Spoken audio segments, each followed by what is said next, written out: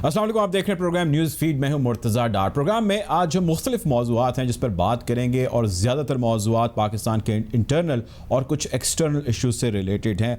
तहरीक लब्बैक पाकिस्तान पर बैन लग जाता है, कुछ उसकी बात करेंगे। साथ ही साथ ये भी बात करेंगे कि पाकिस्तान के अंदर एक्सट्रीमिज़म और शिद्दत पसंदाना ग्रुप्स कोई एक्टिव हैं या नहीं है, या एक्सट्रीमिज़म पाकिस्तान में कम होती दिखाई दे रही है या बढ़ती दिखाई दे रही है। फैटफ की पाकिस्तान में बहुत सारे लिमिटेशन है, पाकिस्तान ग्रे लिस्ट में है और पाकिस्तान को उससे निकलना यकीनन ज़रूरी है पाकिस्तान के लिए। पाकिस्तान बहुत सारी कोशिशें भी कर रहा है। भारत के साथ 2003 जंग बंदी मुआहदे के तहत लाइन ऑफ कंट्रोल के ऊपर बहुत सारी चीज़ें अंडर कंट्रोल हैं अभी, लेकिन इसके साथ साथ भारत और पाकिस्तान का मसला काफ़ी पुराना है जो चलता आ रहा है। इस हवाले से भी बात करेंगे कि where is our diplomatic policy at the moment. साथ ही साथ ये भी हम डिस्कस करेंगे कि अमेरिका ने पाकिस्तान से एक मरतबा फिर दरख्वास्त की है कि अफगानिस्तान से एग्जिट के अंदर जो बाइडन ने अभी एड्रेस किया और उसके अंदर कहा है कि जी आप हमें हेल्प आउट करें, बीइंग नेबर्स ऑफ अफगानिस्तान, वो आपके फ़ायदे के लिए भी है, ना कि सिर्फ वो हमारे फ़ायदे के लिए। और हमारी नज़र पाकिस्तान की जानिब में, इससे पहले आर्मी चीफ साहब से बात हुई सेक्रेटरी ऑफ द स्टेट के अमेरिका के, उन्होंने भी इसी अज़्म का इजहार किया। ये भी जानने की कोशिश करेंगे कि पाकिस्तान की फ़ॉरेन पॉलिसी किस सिमत में जा रही है, मामलात पाकिस्तान के कंट्रोल में हैं या कंट्रोल से बाहर हैं। अगर कंट्रोल से बाहर हैं तो उसकी क्या वजूहात हैं, और अगर कंट्रोल में हैं तो क्या यही था जिस ऑब्जेक्टिव को हम अचीव करना चाहते थे हम अचीव कर सके। इन तमाम सवालात और इनके ऊपर मौजूदा सूरत हाल के ऊपर तबसरा करने के लिए जिस गेस्ट का आज हमने इंतखाब किया उनसे बेहतर गेस्ट हो नहीं कोई सकता। प्रोग्राम में हमें ज्वाइन कर रहे हैं साबिक वफाकी वज़ीर दाखिला रहमान मलिक साहब। प्रोग्राम में वक्त हुआ चाहता है एक ब्रेक का, ब्रेक की जाने पड़ेंगे।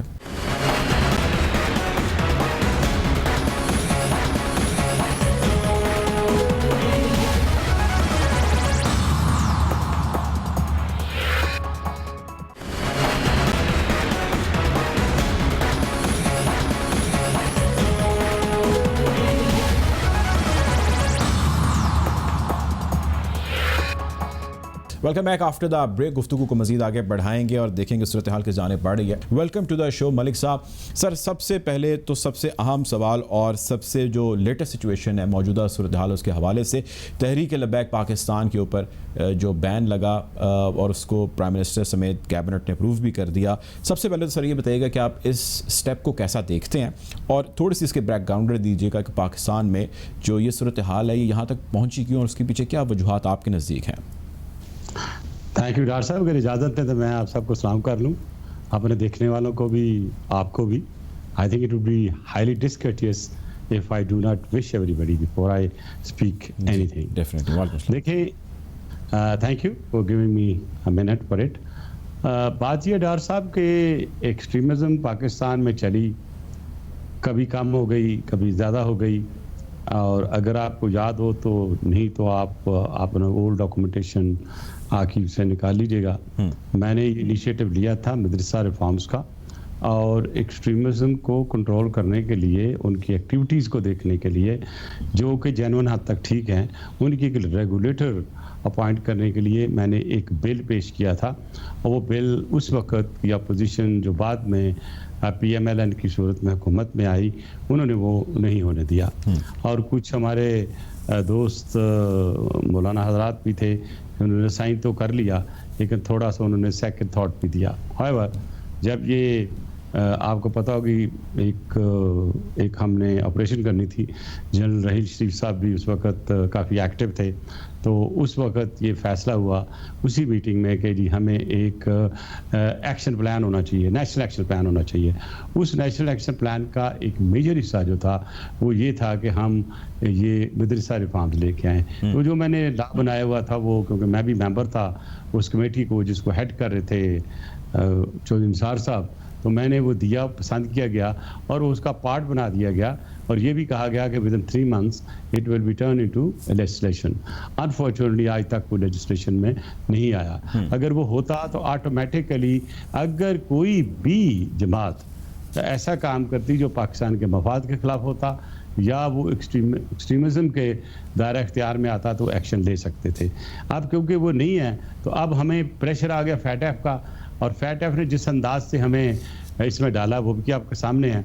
और ये मुझे अफसोस हुआ कि हमें वो जो अभी 31 ज़्यादा कंट्री हैं उनमें से एक यूके भी इंडिविजुअल लेवल पे हमारे ऊपर आके जी आप ये करें, यानी जिसका दिल करता है हम पंचिंग बैग है और हर कोई आता है एक्सट्रीमिज्म को लेके और हमें पंचिंग बैग लेके खूब खूब हमारी जो धलाई करते हैं। It is very unfortunate. ये शो करती है हमारी एक्चुअली वीक फॉरेन पॉलिसी, हमारा वीक रिस्पांस। तो इसलिए हमें थोड़ा खड़ा होना पड़ेगा पैरों पे और अपनी जो फॉरेन पॉलिसीज़ को बेहतर करके हर एक को हमें जो बाउंस करने का मौका नहीं देना चाहिए। अब आ गई आपकी टीएलपी की बात। ये टीएलपी के साथ किसने एग्रीमेंट किया था? मैंने और आपने तो नहीं किया था कि हाँ मैं एम्बेसडर को बाहर भेज देंगे। तो जब एग्रीमेंट हो गया तो वो तो सबसे पहले तो मैं कहूँगा वो एग्रीमेंट होना ही नहीं चाहिए था। डिप्लोमेटिक पॉलिसीज़ जो होती हैं वो इंटरनल पॉलिसीज़ से थोड़ी सी इंडिपेंडेंट रखी जाती हैं। अब आपने देखा कि हमारे फॉरेन मिनिस्टर गए फ्रांस में मिले, वहाँ पे उनको भी मिले, अपने जर्मन्स को भी मिले और भी बहुत सी जगहों पे गए। तो द क्वेश्चन है कि जब फैसला ये हो गया कि हमने नहीं भेजना है एम्बेसडर को, तो वो नेगोशिएशन कर लेनी चाहिए थी पहले उनसे, क्योंकि नेगोशिएशन नहीं हुई, ऑल ऑफ ए सडन ये हुआ। तो उसका हाल ये है कि आप लाहौर में बैठे हुए हैं, आपके आईटी का बयान दिया कि 8 जगह जो हैं 8 आउटलेट टोटली क्लोज्ड है। मैंने खुद जब इनके बहुत से बड़े बड़े क्लेम आए तो मैं गाड़ी चला के बाहर निकला, मैंने देखा अपने ड्राइवर के साथ और मैंने कोशिश की लेफ्ट राइट से निकलने की, तो मैंने देखा कि वो रास्ते बंद हैं। तो अगर ये रास्ते बंद हैं तो ये हुकूमत ने पहले प्रीएम्प्ट क्यों नहीं किया? मैं ये समझता हूँ कि ये हुकूमत की नाकामी है। हुकूमत को चाहिए था इन मामलों को पहले देख लेना चाहिए। आपको पता है 10 मिलियन से ज़्यादा लोग लेके आए थे कादरी साहब, मुझे इन्फॉर्मेशन मिली, आई हैंडल्ड इट। इसके बाद जमात उल दावा आया, आई हैंडल्ड इट। उससे पहले जो चौधरी इफ्तिखार साहब का आया हल्ला, वो भी हैंडल किया। मुझे बता दें जितने धरने आए हमारे वक्त में, हमने बड़े खुश सलूबी से पहले उनको। अच्छा मलिक साहब, ये बताइएगा जो बैंड आउटफिट्स हम कर देते हैं, जिस तरह हमने इसके ऊपर पाबंदी लगा दी है, हमने माजी के अंदर देखा कि ऐसी बैंड आउटफिट्स हमने की, उन पर पाबंदी लगाई, उन्होंने नाम बदला, नाम बदल के दोबारा आगे वो पॉलिटिकली सोशली अपनी सारी सरगर्मियाँ उन्होंने जारी रखी हैं। तो ये क्या आपके ख्याल से हल है, ये सोल्यूशन है इस चीज़ का? मैंने तो इस चीज़ को मद्देनज़र रखते हुए जब ये मेरी चीज़ नोटिस में आई थी नसीहत इंटीरियर मिनिस्टर, तो मैंने डार साहब इंडिविजुअल्स को भी बैन कर दिया था। वो इंडिविजुअल्स भी जो हैं वो भी ऐसे ही होंगे जैसे एक ऑर्गेनाइजेशन बैन हुई है। बड़ा असर पड़ा था, लेकिन आफ्टर ऑल हम पाकिस्तान में रहते हैं, पुलिस भी हमारी और जो लोग इम्प्लीमेंट करने वाले वो भी हमारे घर में वो खाना खाते हैं। यहाँ तक जो उनके सामने गार्ड लगे होते हैं वो भी खाना जिसके ऊपर गार्ड लगी होती है वो बाहर उसी के घर से खाना खाते हैं। वो कहता है अच्छा ठहर, मैं ज़रा 2 चक्कर ला के आया हूँ दूर, तो तब क्या रखना। तो जब इस किस्म की लूज एडमिनिस्ट्रेशन होगी, तरीकाकार सही नहीं होगा, तो बेसिकली रूल ऑफ लॉ की बात है। जब तक हमारा रूल ऑफ लॉ पाकिस्तान में ठीक नहीं होगा, हमारे साथ ये वास्ते पड़ते रहेंगे। और आज मुझे अफसोस है कि जो कुछ हुआ है, 2 सिपाही हमारे शहीद हुए हैं। क्या उसकी इन्वेस्टिगेशन, जुडिशियल इन्वेस्टिगेशन का ऐलान हुआ है कि किन्होंने मारा है? वो हु वर रिस्पांसिबल, इररिस्पेक्टिव वो कोई मौलवी है या कोई और है, nobody has a right to take the life of a law enforcer. This is the biggest crime in the world. आप कैसे कंट्रोल करेंगे अगर आपके लॉ एनफोर्स को पता है कि मैं बाहर गया तो मुझे गोली लगेगी, तो मेरी तो बात को इन्वेस्टिगेशन नहीं होगी, मेरी फैमिली को कोई देखने वाला नहीं। एक तो सर हमने कंक्लूजन बिल्कुल ठीक है। कंक्लूजन हमने ये निकाला कि जो हमारी एडमिनिस्ट्रेशन है, जो हमारा रूल है, जो हमारी गवर्नेंस है, जो प्लानिंग है, वो हमारी फेल है, वो उस तरह नहीं है जिस तरह होनी चाहिए थी। अब मेरा इसी से जुड़ा दूसरा सवाल वो ये है कि पाकिस्तान में या जिस तरह हमने ये देखा जो एक्सट्रीमिज़म है, जो शिद्दत पसंदाना सोच है, वो आप भी ज़रा वफाकी वज़ीर दाखिला रहे हैं, आपके दौर के अंदर भी ऐसी बहुत सारी चीज़ें थी जो आपके नोटिस में थी और बहुत सारी पब्लिकली भी सामने आ गई। कौन सा ऐसा हॉट स्पॉट है, कौन सा ऐसा पॉइंट है जहां से आपके ख्याल से ये एक्सट्रीमिज़म या जिस रीज़न की वजह से एक्सट्रीमिज़म परवान चढ़ना शुरू कर देती है या इतनी वो स्ट्रॉन्ग हो जाती है कि वहाँ पे हमें हुकूमती मशीनरी, वो किसी की भी हुकूमत की हो, वो फेल होती दिखाई देने लग जाती है? हॉट स्पॉट कहाँ पे है इसका? देखें, अगर आप इसकी बिगनिंग देखें तो जो अफगानिस्तान की जंग शुरू हुई थी, जनरल ज़िया हक साहब ने एक ख़ास तबके को प्रमोट किया था। उसके बाद हमने फैसला किया कि हमने अमेरिका के ख़िलाफ़ जहाद लड़नी है, तो हमने फिर खुद अपने एक्सट्रीमिस्ट तैयार किए, हमने उनको पाला पोसा और जहाँ हम उसे इस्तेमाल करना चाहते थे हमने करा। जब ट्रेन करके हमने अफगानिस्तान भेजा, वो वापस आए, वो तालिबान वही जो अफगानिस्तान में जहाद कर रहे थे वो हमारे ज़ात के ख़िलाफ़ आ गए, वो पाकिस्तान के ख़िलाफ़ आ गए। वो एक्सट्रीमिज़म के मुख्तलिफ सेंटर बनते रहे। फिर वो तरीके तालिबान पाकिस्तान बनी। उससे पहले आपको पता है जहादी थे, जहादियों से पहले फिर वो अलकायदा बना, अलकायदा के साथ फिर ये तालिबान आ गए। तालिबान ने मिल के ये खिचड़ी सी पक गई और इसमें ट्रेन शुदा जो उनकी लीडरशिप थी, उसने आप अपने अपने ग्रुप बना लिए, जिसमें हिकमत यार भी आ गया आपके सामने। आप कोई भी केपीके में देख लें, हर जो बड़ा टाउन था वहाँ उनके सेंटर बन गए। हम भी सपोर्ट कर रहे थे, बाहर के लोग भी सपोर्ट कर रहे थे, कुछ प्रॉक्सी वार्स के लिए यहाँ शुरू हो गए। और फिर एक बहुत बड़ी गेम थी, वो ऐसी ही गेम थी जैसे दाइश है, जिसको बनाने वाला कोई और है, चलाने वाला कोई और है, और उसके आगे उनके हाथों मरने वाला कोई और है, और उसको आगे चला के यही इन मुल्कों तक लाने वाला कोई और है। मैंने एक किताब लिखी है, दाइश द राइजिंग मॉन्स्टर, वो पढ़ लीजिए, उसमें ये सारी तफसील।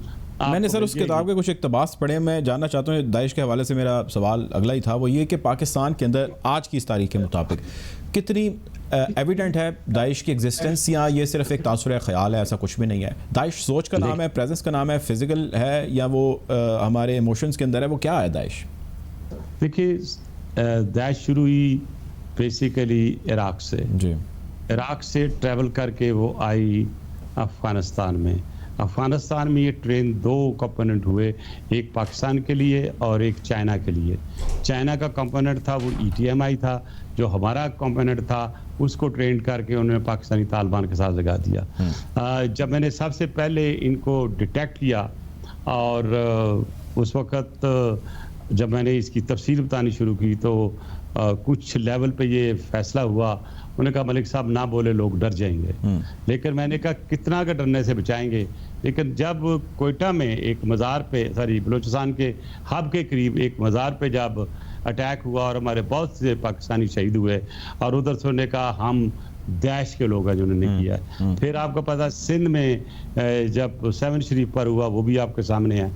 तो नॉर्मली यहाँ पे दाइश बिल्कुल एग्जिस्ट करती है पाकिस्तान में, लेकिन इसको मैं क्वालिफाई करूँगा, उनका जो मेजर लीडरशिप है वो हिट करके अफ़गानिस्तान में चले जाते हैं। अब अगला हमारे लिए प्रॉब्लम ये हुआ कि पाकिस्तान में तो वो अपना बहुत सी जगहों पे इंग्रेज कर चुके हैं, लेकिन साथ ही अब इंडिया ले गया उनको ट्रेन करने के लिए, और इंडिया ट्रेन करके पाकिस्तान में भी लॉन्च करेगा और वहाँ से ये चाइना में भी जाएगा। ये कोई मेरी ज़बानी स्टोरी नहीं है अल्फलाला की, this is actually with proofs and documentary evidence जो मैंने दी हुई है अपनी बुक में भी, और मैं बोलता रहता हूँ। मैं ये समझता हूँ कि ये जो दाइश है, it will be in fact becoming a bigger monster than al Qaeda.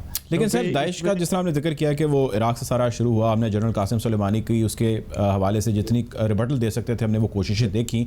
America ने भी एक टाइम पे कह दिया कि दाइश का खात्मा हो गया, लेकिन हमने कुछ अर्से बाद फिर देखा कि सीरिया के अंदर वो पैदा हो गई है। अब सवाल ये है कि दाइश आपके नज़दीक तो वो एग्जिस्ट कर रही है। मैं आपको रोक लूँ यहाँ पे। जी प्लीज। देखें, दाइश जो सीरिया में पैदा की गई थी, और मुझे अच्छी तरह याद है एक मीटिंग में मैं थे, प्रेसिडेंट आसिफ अली जरदारी थे और प्रेसिडेंट गोल थे टर्की के। तो हम लोगों ने कहा कि ये आप फोर्स बना रहे हैं और ये फोर्स आप इस्तेमाल करना चाहते हैं वहाँ पे सीरिया में, कहीं ऐसा ना हो कि जो मॉडल है अफगानिस्तान वाला तालिबान का कहीं रेप्लिकेट ना हो जाए। उसको इसका नाम दाइश नहीं दिया गया था।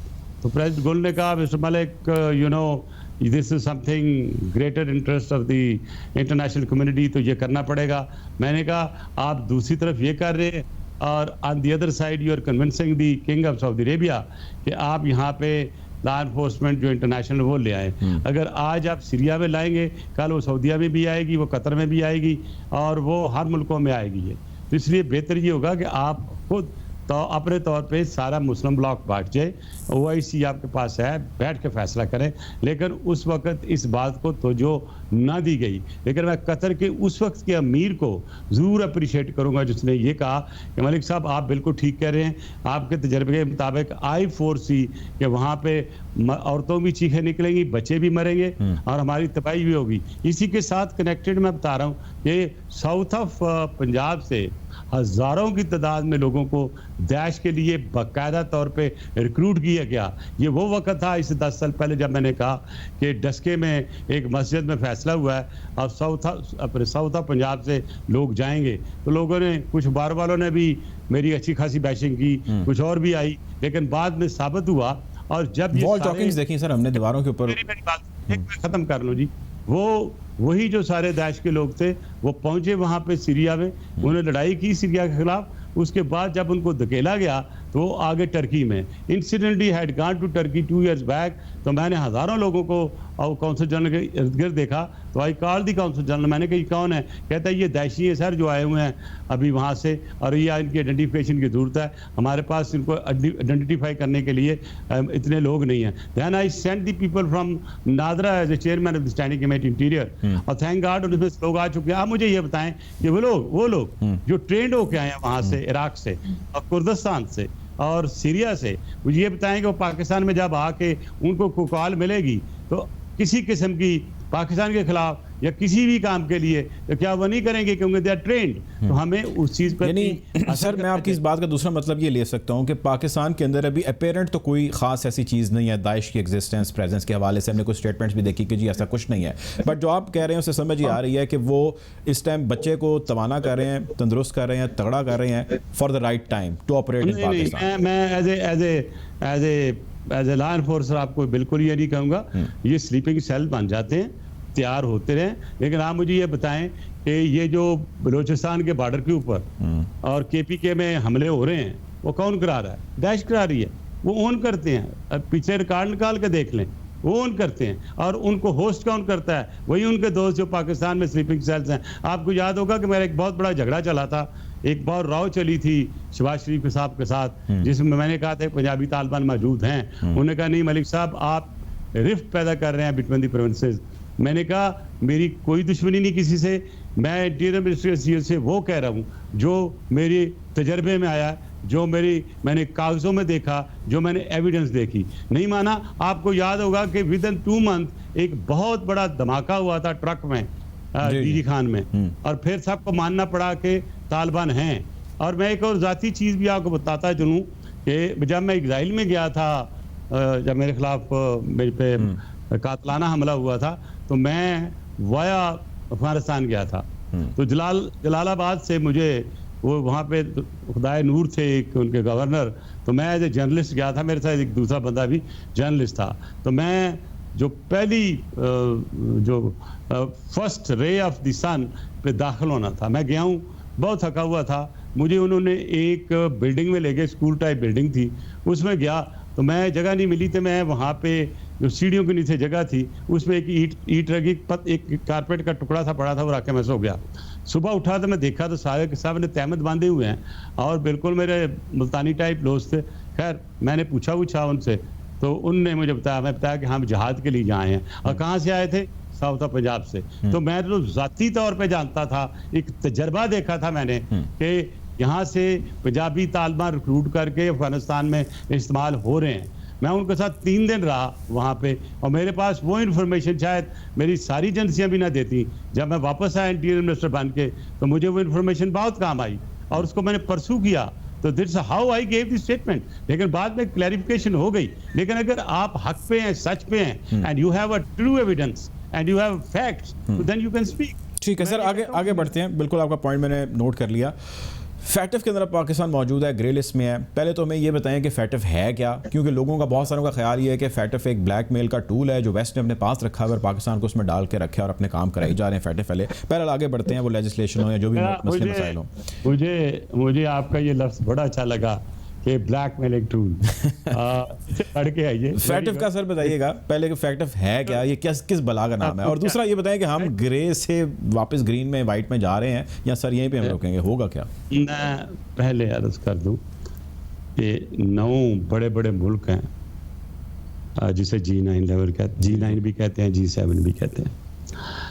जब वर्ल्ड वार 2 में फेलियर हुई वेस्ट की, तो उन्होंने कहा ये बम सिर्फ नहीं है, हमें इकोनॉमिक बम बनाना चाहिए।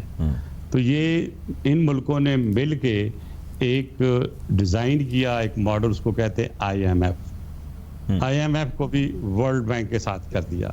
और फिर उन्होंने कहा कि मॉनिटरिंग कैसे करें। पहले तो उन्होंने कहा कि America as a world power monitoring कर लेगा, जो हम कहेंगे इसे कह के करा देंगे। और मैं आपको यकीन के साथ कहता हूं कि फैटफ की जितनी चीज़ें जो हमने बिल्स की सूरत में पास की हैं, इसमें 90% अमेरिकन हुकूमत, जब हमारी हुकूमत से हमसे ये मांगती थी कि ये ला बनाओ, और यही होता था कि डू मोर की जो एक सिंड्रोम चला था अमेरिका में, वो इसी पे था। फिर ये वक्त बदला और उन्होंने ये फैट एक्ट के साथ ले आए। फैट एक्ट कोई सरकारी चीज़ नहीं है, इंटरनेशनली नोन सिर्फ ये है कि इसको उन्होंने रजिस्टर करा दिया यूनाइटेड नेशन में। तो इनका काम सिर्फ जो है बेसिकली इंफॉर्मेशन इकट्ठी करना है, बट अनफॉर्चुनेटली इन्होंने ये किया कि इन्वेस्टिगेशन शुरू कर दी। इसलिए मैंने इनको लेटर लिखा कि भाई आप हमारी इन्वेस्टिगेशन तो कर रहे हो भाई, तो इंडिया की क्यों नहीं करते हो। मैंने बहुत सी एविडेंस दी, तो मुझे उसका लेटर आया प्रेसिडेंट फैटफ का कि हम तो एक पॉलिसी मेकिंग बॉडी हैं, हम इन्वेस्टिगेटिव बॉडी नहीं हैं। तो मैंने उसका जवाब दिया, वेल अगर आप एक पॉलिसी मेकिंग बॉडी हैं तो under what authority are you investigating against Pakistan, और अगर आपका स्टैंडर्ड यही है तो फिर इंडिया के खिलाफ भी करो। फिर उसको मैंने पॉइंट को पकड़ के ठीक ठाक रगड़ा लगाया और 4 लेटर और लिखे।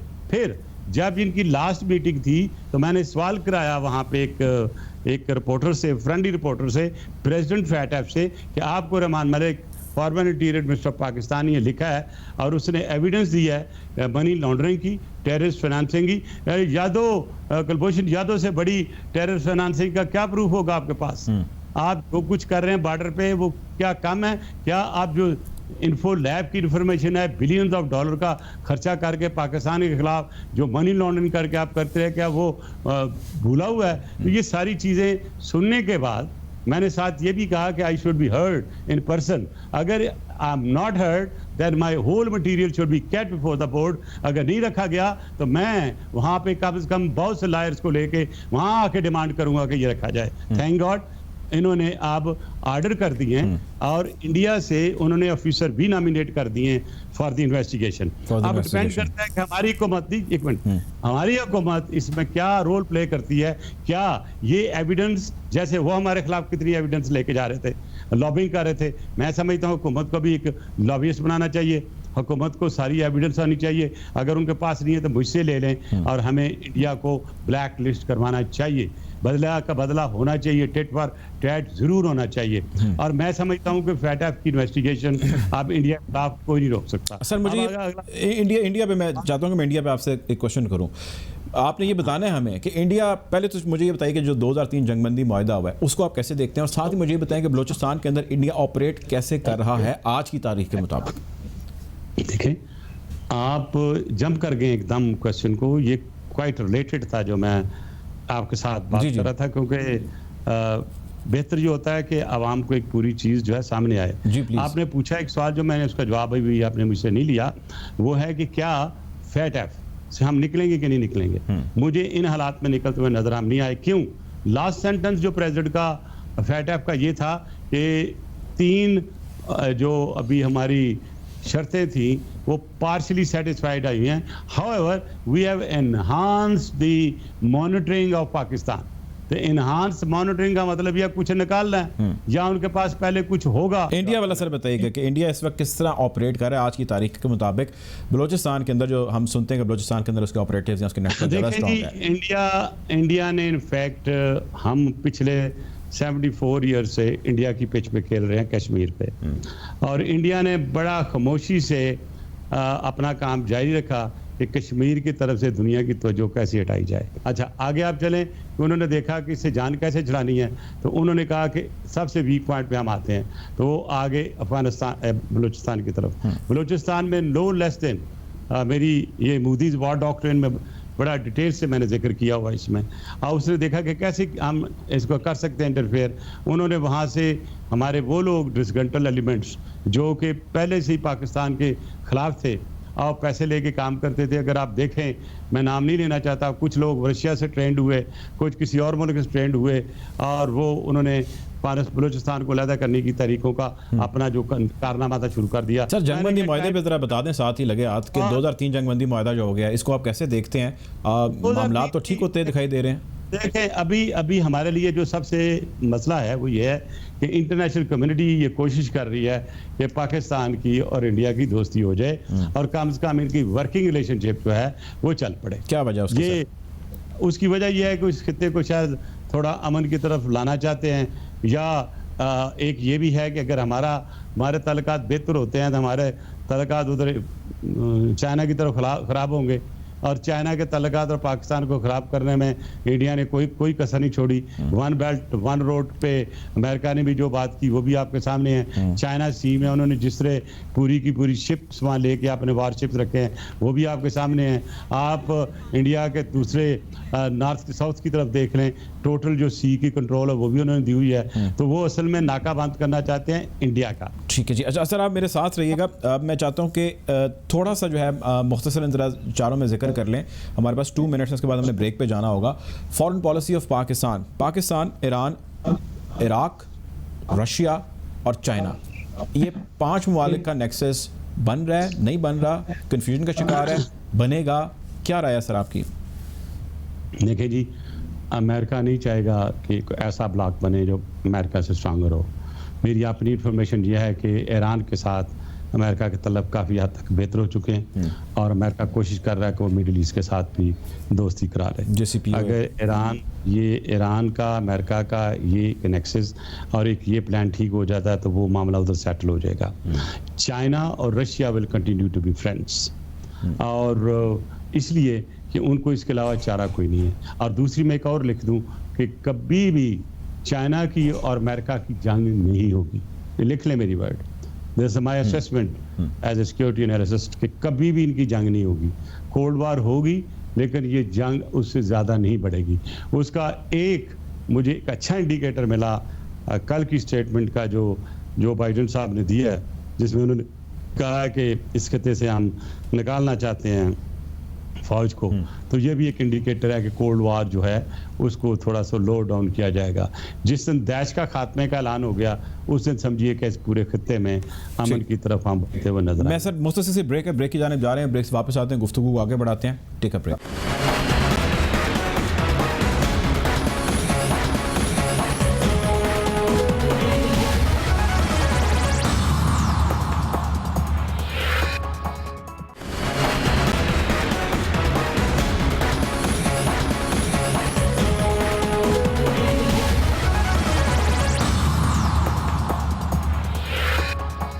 Welcome back after the break. Program में हमारे साथ मौजूद हैं साबिक वफाकी वज़ीर दाखिला रहमान मलिक साहब। मलिक साहब, आपसे आखिरी सवाल मेरा, और सवाल है वो लोकल पॉलिटिक्स के हवाले से। पिछले कुछ अर्सा पहले हमने देखा कि सेनेट के इंतखाबात हुए और उसके अंदर जिस किस्म का सारा मामला था पूरी दुनिया ने देखा, पाकिस्तान ने तो देखा ही देखा। ये बताइएगा सर कि आप गालिबन शायद द ओनली इंटीरियर मिनिस्टर हैं जिसने 5 साल तक सर्व किया और कंटिन्यूस सर्व किया। आपकी पाकिस्तान पीपल्स पार्टी के लिए खिदमात बहुत सारी हैं और उसकी मिसाल पूरी दुनिया देती है। आप कुछ लाइमलाइट में नहीं दिख रहे, कोई मामलात किसी मसले का शिकार हैं, किसी मसलहत का शिकार हैं क्या? आपको उस लाइमलाइट में हम एक्सपेक्ट कर रहे थे इस मरतबा? तो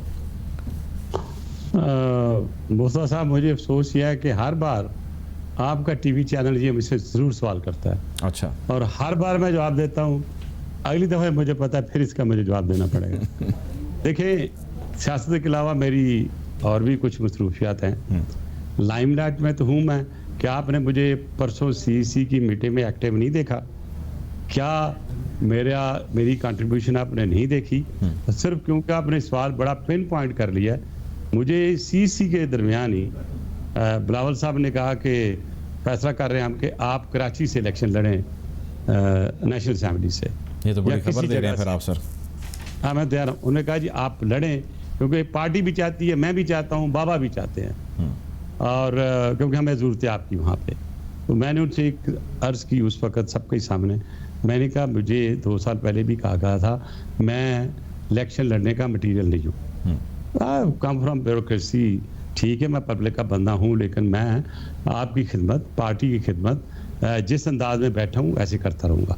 देखें, बुक्स मैंने लिखी हैं, पार्टी की हमेशा खिदमत करता हूँ। मेरे आर्टिकल जितने होते हैं पीपल्स पार्टी की बिल्कुल लाइन ऑफ एक्शन में होते हैं। मैंने जो बुक्स लिखी हैं उसमें देख लीजिएगा। मेरे 2 आर्टिकल होते हैं वीक के, वो भी देख लीजिएगा। तो मैंने एक इंटेलेक्चुअली मैं खिदमत कर रहा हूँ, तो मुझे करने दें। लेकिन जाहिर है मैं पार्टी के डिसिप्लिन में हूँ और मुझे जब पार्टी मजबूर करेगी तो फिर मैं सोचूंगा, लेकिन फिर भी मैंने आके उनको एक खत लिख दिया कि thank you very much for offering me in the seat of national assembly from Karachi और anywhere else, but I regret at the moment I have got certain other assignments from the business, from the family and others. Give me some time, then I'll get back to you. ये आपको मैं खबर नहीं दे रहा हूँ क्योंकि आपने मुझे सवाल कर दिया, और ये सवाल मुझे सभी लोगों को परेशानी है कि मैं सेनेटर क्यों नहीं बना। भाई असल में सर मलिक साहब हम सारे देख रहे थे ना, मलिक साहब इज ऑलवेज नोन। तो मैंने देखे जब सेनेट का अनाउंसमेंट हुई तो सबसे पहले मैंने सिद्ध के दिल से माना कि मेरी पार्टी का फैसला मैंने एक्सेप्ट कर लिया। हमारा कुछ लोग समझ रहे थे कि पता नहीं मैं बड़ी बड़ी बातें करूंगा, खिलाफ बातें करूंगा। No, Pakistan is my party. अब मुझे कहा कि आपके पास अब क्या रैंक होगा, मैंने कहा मेरे पास सबसे बड़ा रैंक होगा। उसने कहा थी मैं Pakistan Peoples Party, that is the biggest portfolio in my party. तो हेंस ये लोगों को देखिए, बाकी सियासत में कभी लेफ्ट होता है कभी राइट होता है, कि मेरा कोई इनहेरेंट राइट तो नहीं था कि मैं सारी उम्र सेनेटर रहना है या सारी उम्र मैंने मिनिस्टर रहना है। लोग आते हैं जाते हैं, किसी दूसरे को भी मौका मिलना चाहिए, और मैं तो खुले दिल से आगे काम कर रहा हूँ। तो आई होप कि आप ये यहाँ सुन के दूसरे लोग भी आप ये इस पे मुझे सवाल ठीक है जी। बहुत बहुत बहुत शुक्रिया जी। हमारे साथ साबिक वफाकी वज़ीर दाखिला रहमान मलिक साहब मौजूद थे आपके वक्त का। आपसे इंशाल्लाह जल्द ज़रूर मुलाकात होगी। अपना ख्याल रखिएगा। अल्लाह हाफ़िज़।